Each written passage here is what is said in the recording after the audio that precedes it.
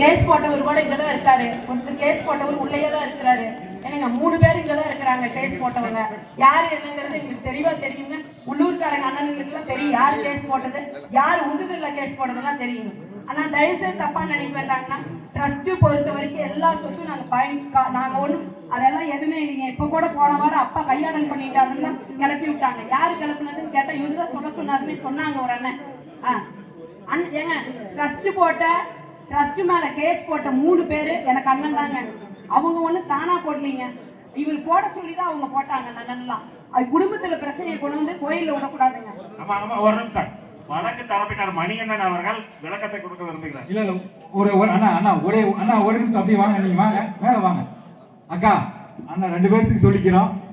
6 ஏக்கரா உங்க ட்ரஸ்ட்ல இருக்குது, அது மலையம் உங்களுக்கு கொடுத்தது, நீங்க செஞ்ச ஊழியத்துக்கு நீங்க வச்சுக்கோங்க. நாங்க எதுவுமே உங்கள்கிட்ட கேட்கல. எங்களோட சேர்த்து வாங்க, வெளியில போய் நாங்க கோயிலை கட்டிக்கிறோம். என்டோன்மெண்ட்ல பொதுவாக இருக்கிற கோயில்கள் தயவு செய்து இதை பத்தி திருப்பி நீங்க இதை சொல்றது நாங்க சந்தோஷப்பட்டுக்கிறோம். ஆனா எங்களுக்கு நீ சொன்ன வார்த்தையே சந்தோஷம். எங்களுக்கு உங்க 6 ஏக்கர் சொத்து வேண்டாம், ட்ரஸ்ட் வேண்டாம், எதுவுமே வேண்டாம். உங்களோட அன்பு மட்டும் இருந்தா போதும். நாங்க வெளியில கோயில வாங்கி குடிசை போட்டு அந்த மலையமனுக்கு ஓர குடிசையில கும்பாபிஷேகம் பண்ணுவோம். அது போதும், எதுவுமே நாங்க சொத்தை கேட்கல. உங்களுக்கு ட்ரஸ்ட் இருக்கிற 6 ஏக்கர் கேட்கல. வெளியில யாரோ இன்னைக்கு 4 பேர் அண்ணன் எல்லாம் குடுக்கறேன் இருக்காங்க. எல்லாரும் விருப்பப்பட்டீங்கன்னா ஆளுக்கு 1000 500 போட்டு ஒரு கம்பி வேலை போட்டு அங்கேயே சாமி கும்பிடலாங்கிறது என்னோட கருத்து.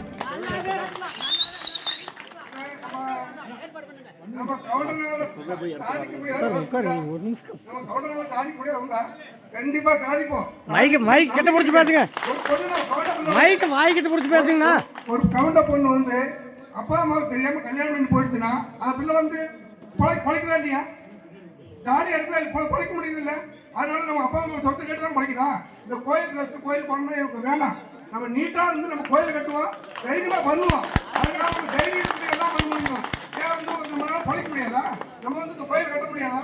பல பேர் கோயிலுக்குள்ள கும்பிட்டு நம்ம கவுண்டக்குள்ள கொடுத்து கோயிலுக்குள்ள சாமி பண்ண முடியல, எதுவும் பண்ண முடியல.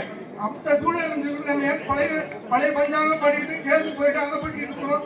நம்ம பிரபலமா கோயில் கட்டுவோம், பண்ணுவோம். நம்ம நண்பர்கள் இருக்கிறதுக்கு ஆள் இருக்காங்க, கொடுக்குறாங்க, பண்ணுவோம். நம்ம ஒன்றும் பிரச்சனை கிடையாது. நம்ம தனியாக கோயில் கட்டி பண்ணுவோம். நம்ம கவர்மெண்ட் சாதிக்க முடியாது, எதுவும் கிடையாது. சாதிப்போம்.